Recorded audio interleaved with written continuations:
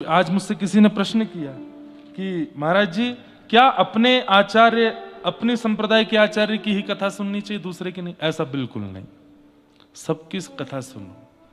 हमने तो पहला नियम ही यही बनाया है कि सबको सुनो, किसी के प्रति भी ये भाव मत रखिए क्या पता कुछ कहां क्या मिल जाए, है ना। सबकी कथा सुनो, सबको श्रवण किया करो, कोई बिल्कुल रोक टोक नहीं। हमारी व्यासपीठ से तो सबको श्रवण करना चाहिए। और वहां बैठ करके, और कई बार तो कठिन कठिन कथाएं सुना करो, और वहां पे जब नींद आवे तो समझ जाना वो हो ठाकुर जी अभी प्रेम नहीं करते।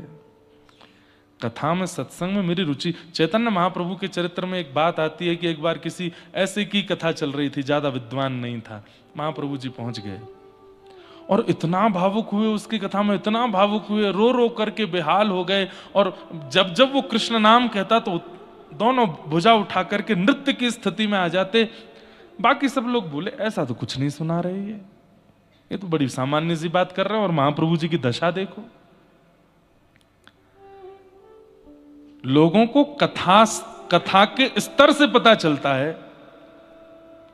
जैसे हम उनकी कथा नहीं सुनते, क्यों? उनकी कथा में ऐसा, ठीक है, कथा में भी कई जगह मिलावटें होने लग गई हैं, कथा में भी कई जगह बहुत कुछ होने लगा है, लेकिन हमको उसमें क्यों पढ़ना है?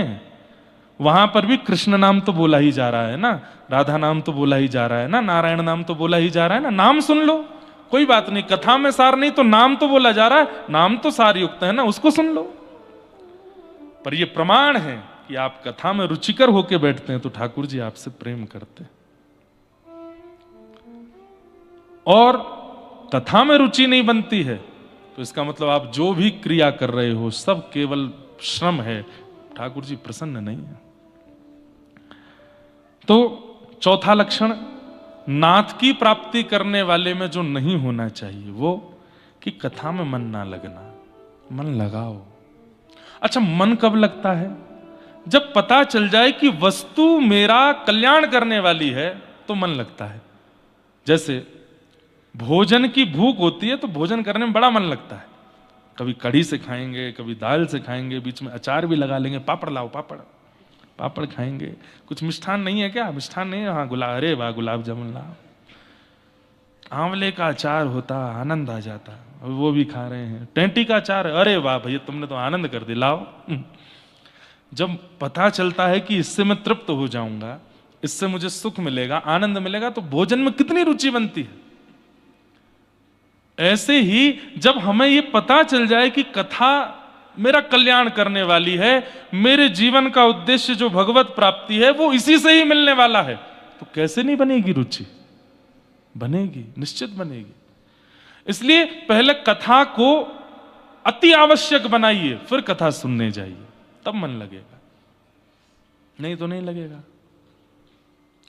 हमारे लिए, हम तो हर साल हर कथा ही करते रहते हैं, हमको तो बोर हो जाना चाहिए था बहुत जल्दी। 10 साल हो गए, लेकिन एक कथा में भी उबासी नहीं आती, एक कथा में भी आलस्य नहीं आता। क्यों?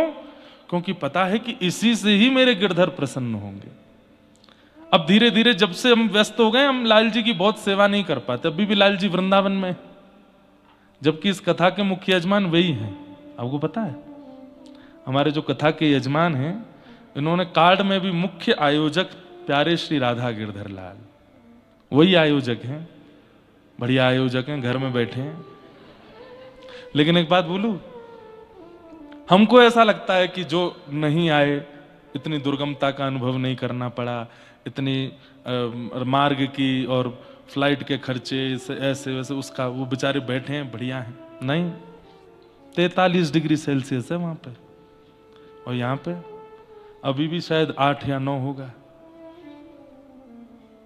जब हमको शॉल और जैकेट में घर वाले देख रहे हैं तो बहुत ईर्ष्या कर रहे हैं, बोले यहां एसी फेल हो रहा है भैया, तुम कहां गए हो?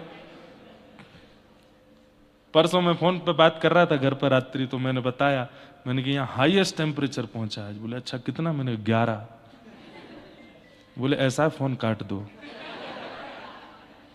बोले यहाँ टेम्परेचर देख ही नहीं रहा है, 43 पहुंच गया है। और उसमें भी उत्तर प्रदेश में एक नियम है कि जब 40 से ऊपर टेम्परेचर जाता है तो लाइट कटती है घरों की, लाइट और चली जाती है। अब केवल उत्तर प्रदेश में होता है कि और भी कहीं पता नहीं, पर ये होता है।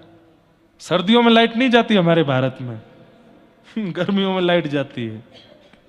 अभी तो फिर भी जब से हमारे साधु जी आए हैं सत्ता में, तब से लाइट वाइट नहीं जाती इतनी। उससे पहले तो छतों पर सोते थे हम लोग वृंदावन में, जब सेवा कुंज के पास घर था, छोटे छोटे थे हम लोग, तो रात्रि में सेवा कुंज दिखता था हमारी छत से।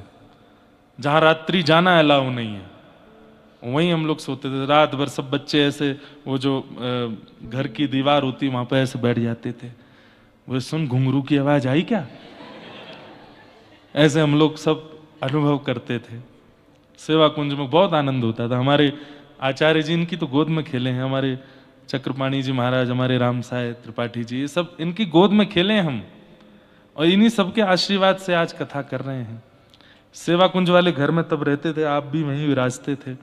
हमारे पूज्य गुरुदेव दादा गुरु श्री रामानुज प्रपन्नाचार्य गुरु जी, आप दोनों महापुरुषों पर उनकी बड़ी कृपा। हमारे पिताजी पर तो विशेष कृपा हुई ही उनके, लेकिन गुरुजी का हाथ कांपता था। मैं तो 6 महीने का ही था जब गुरुजी चले गए, तो गुरुजी का हाथ कांपता था, और ग्रंथ लिखना होता था। तो हमारे राम साय त्रिपाठी जी, आप गुरुजी के ग्रंथ लिखते थे और गुरुजी बोलते थे। हमारे चक्रपाणी जी महाराज, आप नेपाल में ही निवास करते हैं।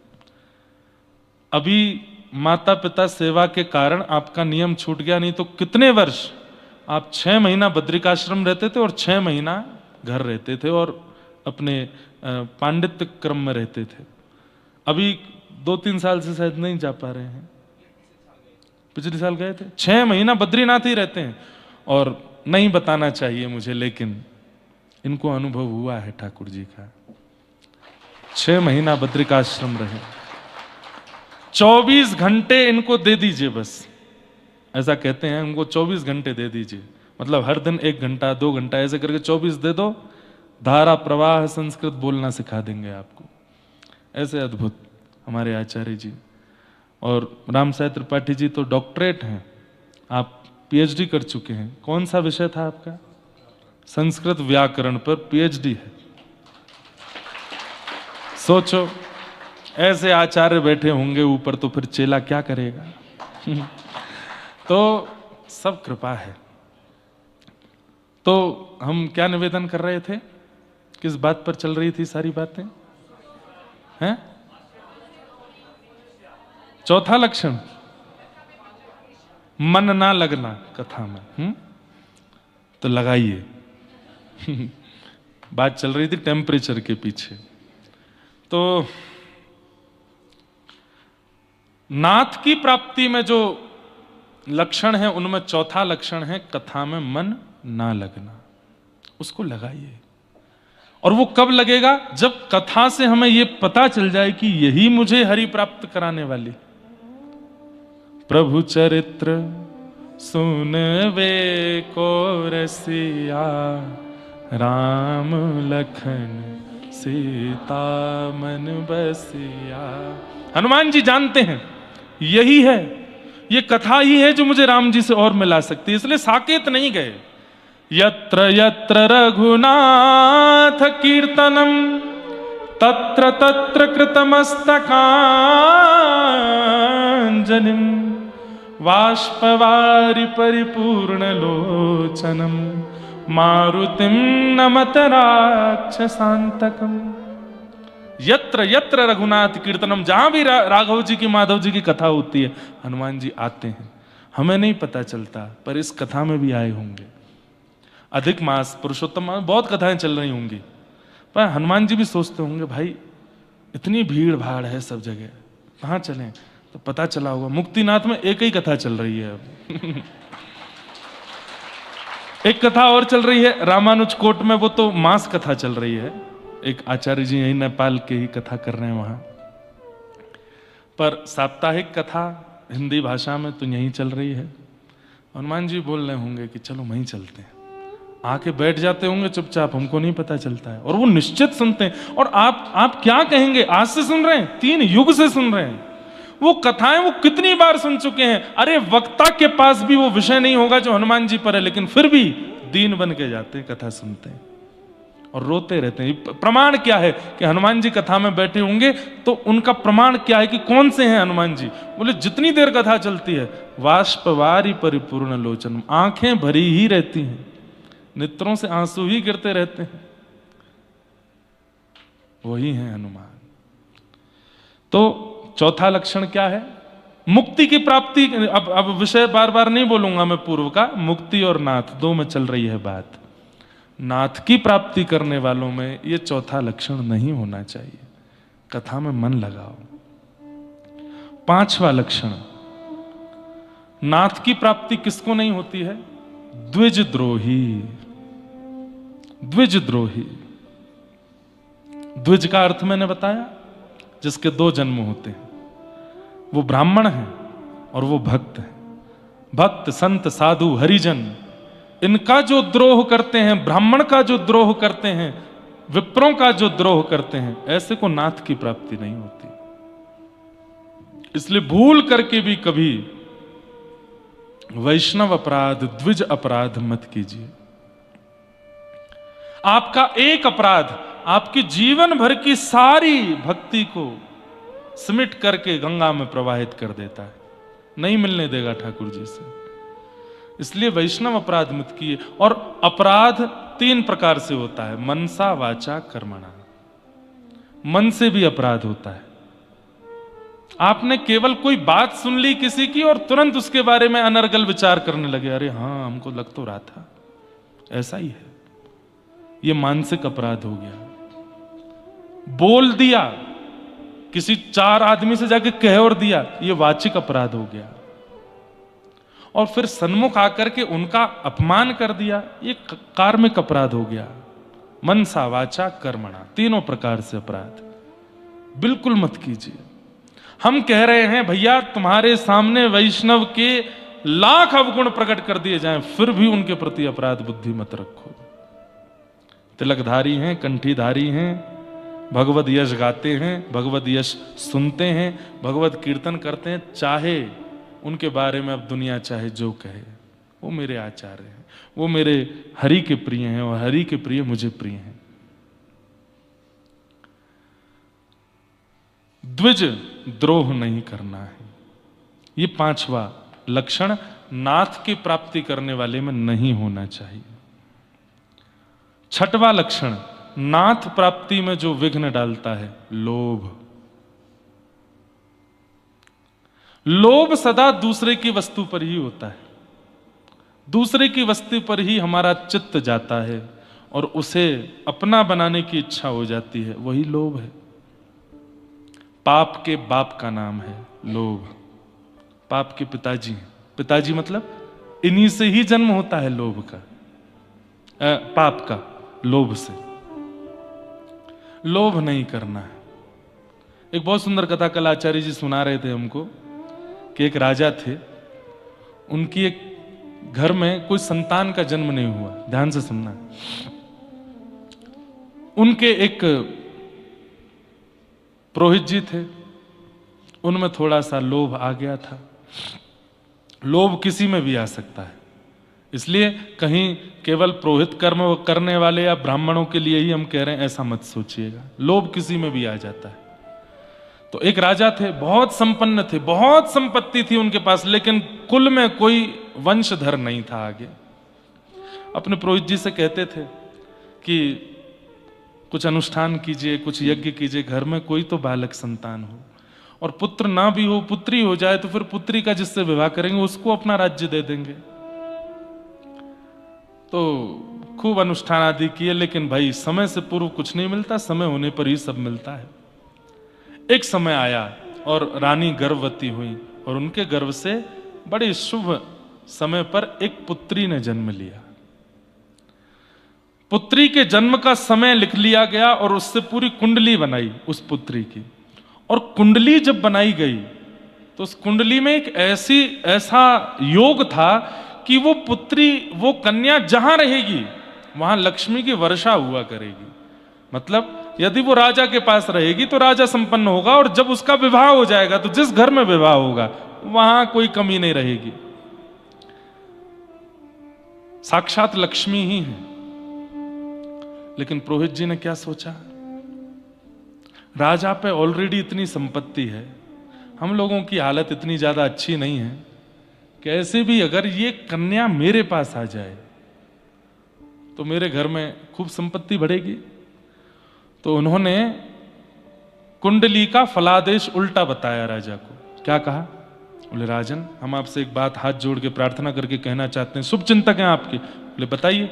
बोले कि ये जो कन्या है ना, जन्म तो हो गया लेकिन अच्छे मुहूर्त में नहीं हुई है, तो है तो पुत्री, अब मुहूर्त अच्छा हो बुरा उससे हमें क्या। बोले नहीं, ये जहां रहेगी वहां लक्ष्मी का हनन हो जाएगा, वहां से लक्ष्मी संपत्ति संपदा सब चली जाएगी।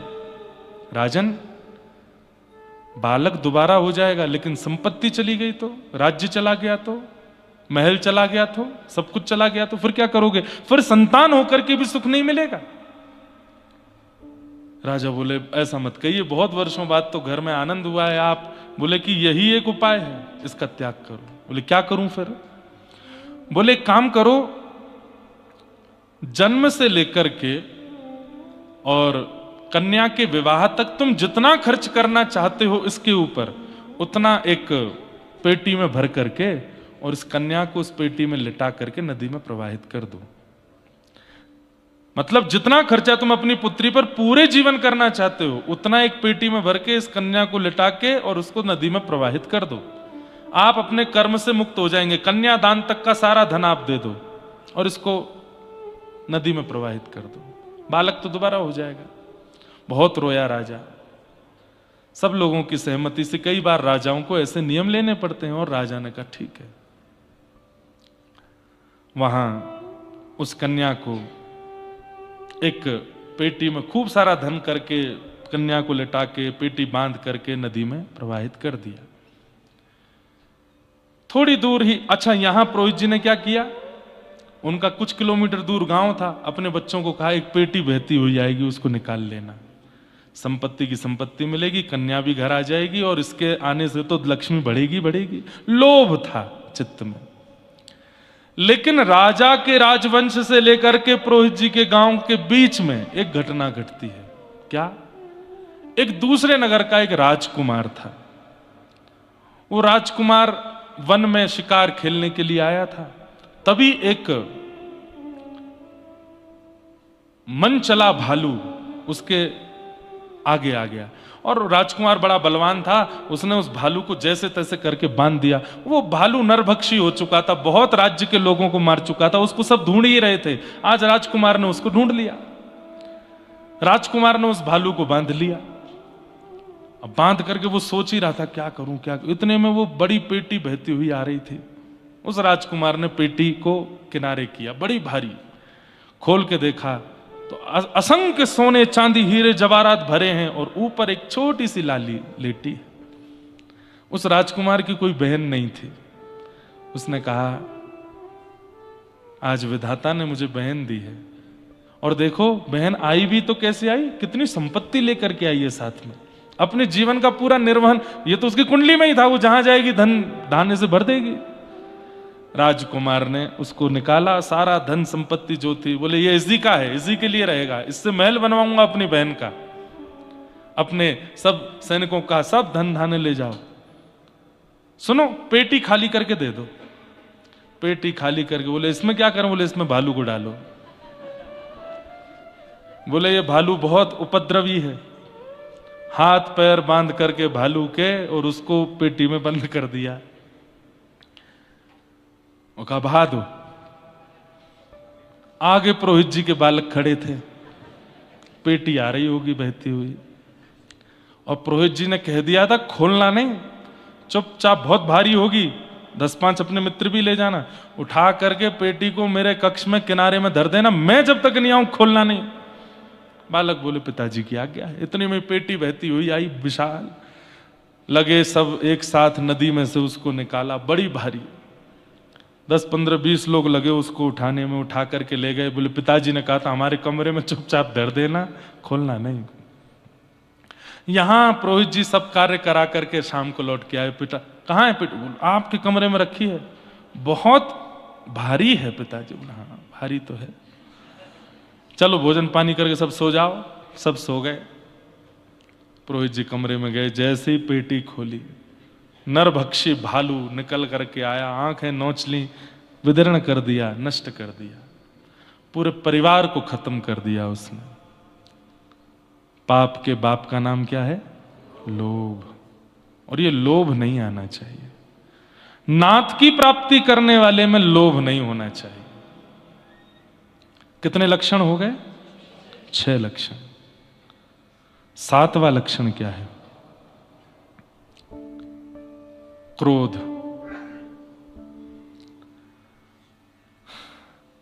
भगवत परायण वैष्णव में अगर क्रोध है तो वो भजन नहीं करता है। कई बार मैं अपने श्रोताओं को भी देखता हूं, शिष्यों को भी देख लेता हूं, और जब मुझे क्रोध दिखता है तो मुझे पता चलता है कि अष्टाक्षर नहीं करते, ये मूल मंत्र नहीं करते। आपको मुझसे ज्यादा क्रोध नहीं आ सकता। क्यों? क्योंकि भाई जब कोई व्यक्ति, उसका काम ही है यहां से वहां, यहां से वहां, यहां से वहां जाना, इतने सारे लोगों को संग रखना, साथ में संगीतज्ञ भी हैं, ब्राह्मण जन भी हैं, भक्ति पथ का कार्य देखने वाले कई बालक भी हैं, ये हैं वो, सबको कौन देखता है? अकेला मैं। इसके बीच पर अपना अध्ययन भी करो, घर परिवार भी देखो, गृहस्थाश्रम है उसको भी चलाओ। इन सबके चलते इतना क्योस होता है दिमाग में, क्रोध आ ही जाता है। पर आप कभी भी किसी से पूछ लेना, क्रोध में कुछ अनर्गल नहीं करता, मैं मौन हो जाता हूं, बात नहीं करूंगा, मिलूंगा नहीं, चर्चा नहीं करूंगा, लेकिन क्रोध को हावी नहीं होने देता। इसको मैं अभिमान युक्त होकर के नहीं कह रहा हूं, आप सीखो इसलिए कह रहा हूं।